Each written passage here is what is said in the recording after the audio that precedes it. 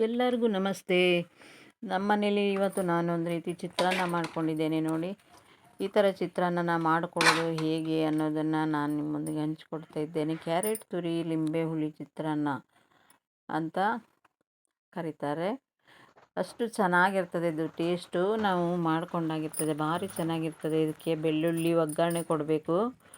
ಒಂದೆರಡು ಈರುಳ್ಳಿನ ಹಚ್ಕೊಂಡಿದ್ದೀನಿ ಚಿಕ್ಕ ಚಿಕ್ಕದು. ಒಂದೆರಡು ಹಸಿಮೆಣಸು ಹಚ್ಕೊಬಿಟ್ಟು ಒಗ್ಗರಣೆ ಮಾಡ್ಕೊಳ್ಬೇಕು. ಕೊಬ್ಬರಿ ಎಣ್ಣೆ ಆದರೆ ಸೂಪರ್ ಆಗಿರ್ತದೆ. ಒಗ್ಗರಣೆಗೆ ಎಣ್ಣೆನ ಒಂದು 2ರಿಂದ 3 ಚಮಚ ಹಾಕಿಬಿಟ್ಟು ಜಜ್ಜಿಟ್ಕೊಂಡಂಥ ಬೆಳ್ಳುಳ್ಳಿನ ಹಾಕಿಬಿಟ್ಟು ಸ್ವಲ್ಪ ಕೆಂಪಗಾಗೋ ತನಕ ಹುರ್ಕೊಳ್ಬೇಕು ಅದನ್ನು. ಇಲ್ಲಿ ಬೆಳ್ಳುಳ್ಳಿ ಪರಿಮಳವೇ ಮುಖ್ಯವಾಗಿರ್ತದೆ. ಭಾರಿ ಘಮ್ ಘಮ್ ಅಂತಿರ್ತದೆ. ಇದು ಚಿತ್ರಾನ್ನ ನೋಡೋದಕ್ಕೆ ಚಿತ್ರಾನ್ನ ಅಂತ ಕಾಣಿಸಿದ್ರು ತಿನ್ನೋದಕ್ಕೆ ಅಷ್ಟು ಟೇಸ್ಟಾಗಿರ್ತದೆ. ನೀವು ಒಮ್ಮೆ ಹೀಗೆ ನಾನು ಮಾಡಿದ ಹಾಗೆ ನೀವು ಮಾಡ್ಕೊಂಡು ನೋಡಿ, ಆಮೇಲೆ ಗೊತ್ತಾಗ್ತದೆ ಚೆನ್ನಾಗಿರ್ತದೆ ನೋಡಿ.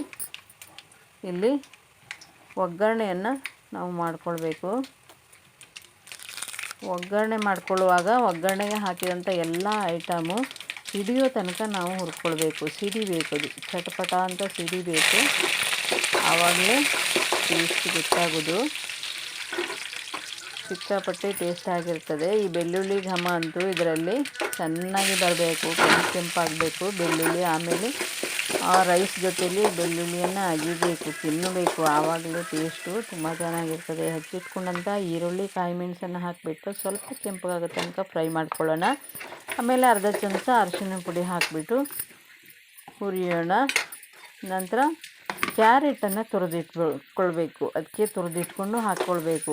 ಆವಾಗಲೇ ನಾವು ಇದು ಕ್ಯಾರೆಟ್ ಲೆಮನ್ ರೈಸ್ ಚಿತ್ರಾನ್ನ ಅಂತ ಕರಿಬೇಕು. ನಿಮಗೆ ಕ್ಯಾರೆಟ್ ಎಷ್ಟು ಬೇಕು ಅಷ್ಟನ್ನು ನೀವು ಹಾಕ್ಕೊಳ್ಬೋದು.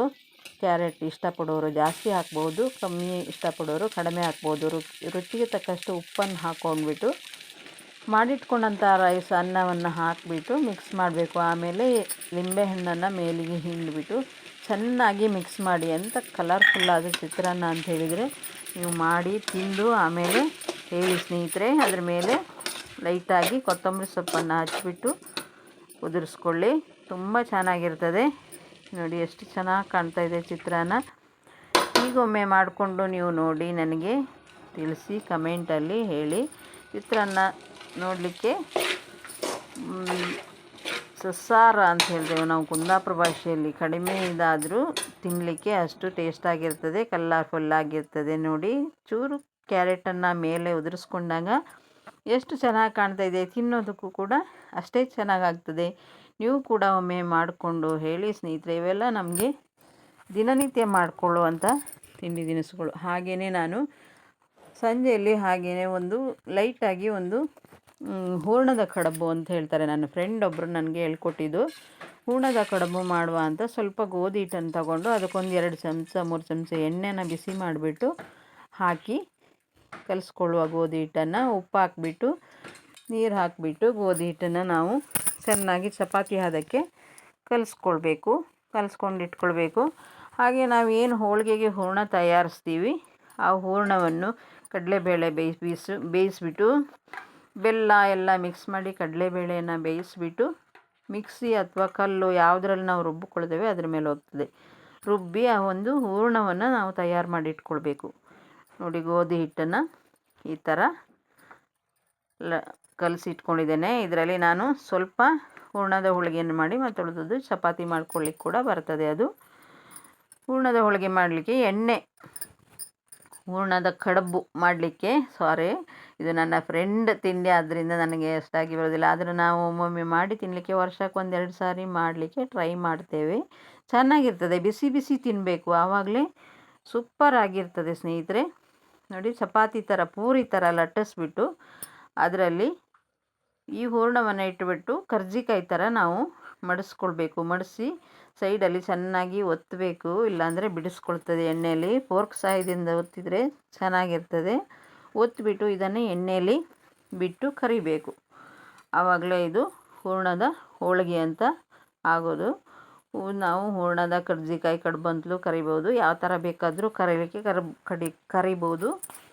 ತಿನ್ನಲಿಕ್ಕೆ ಬಿಸಿ ಬಿಸಿಯಾಗಿ ಸಂಜೆ ಹೊತ್ತಲ್ಲೆಲ್ಲ ಸ್ನ್ಯಾಕ್ ಬದಲು ಚೆನ್ನಾಗಿರ್ತದೆ. ಸ್ವಲ್ಪ ಮಾಡಿಕೊಳ್ಬೋದು ನೋಡಿ. ನಾನು ಈ ಥರ ಮಾಡಿದ್ದೇನೆ ಸ್ವಲ್ಪ. ಇದು ಚೆನ್ನಾಗಿರ್ತದೆ ಸ್ನೇಹಿತರೆ. ಎಲ್ಲರೂ ಒಮ್ಮೆ ನೋಡಿ ಮಾಡ್ಕೊಳ್ಳಿ, ಟ್ರೈ ಮಾಡಿ. ಎಲ್ಲರೂ ನನ್ನ ಚಾನಲನ್ನು ಶೇರ್ ಮಾಡಿ, ಲೈಕ್ ಮಾಡಿ, ಸಬ್ಸ್ಕ್ರೈಬ್ ಮಾಡಿ ಸ್ನೇಹಿತರೆ. ಸಪೋರ್ಟ್ ಮಾಡ್ತಾಯಿರಿ. ಈ ರೀತಿಯ ತಿಂಡಿಗಳನ್ನು ತುಂಬ ವಿಧದಲ್ಲಿ ನಾವು ಮಾಡ್ಬೋದು. ಒಂದೊಂದೇ ಮಾಡ್ಕೊಳ್ತಾ ಹೋಗೋಣ. ಯಾವಾಗಲೂ ಒಂದು ಒಟ್ಟಿಗೆ ಒಮ್ಮೆಲೇ ಮಾಡ್ಕೊಳ್ಳಿ ಆಗೋದಿಲ್ಲ. ನೋಡಿ ಎಷ್ಟು ಚೆನ್ನಾಗಿ ಕಾಣ್ತಾ ಇದೆ.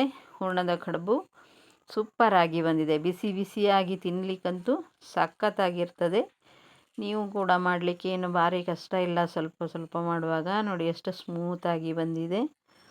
ಮಾಡಿಕೊಂಡು ತಿಂದ್ಕೊಂಡು ಹೇಳಿ ಸ್ನೇಹಿತರೆ ನನಗೆ ಹೇಗಾಗಿದೆ ಅಂತ ಹೇಳಿ. ಬನ್ನಿ ಹೂರ್ಣದ ಕಡುಬು ಮಾಡಿ ತಿನ್ನೋಣ. ಎಲ್ಲರಿಗೂ ಧನ್ಯವಾದಗಳು ಸ್ನೇಹಿತರೆ.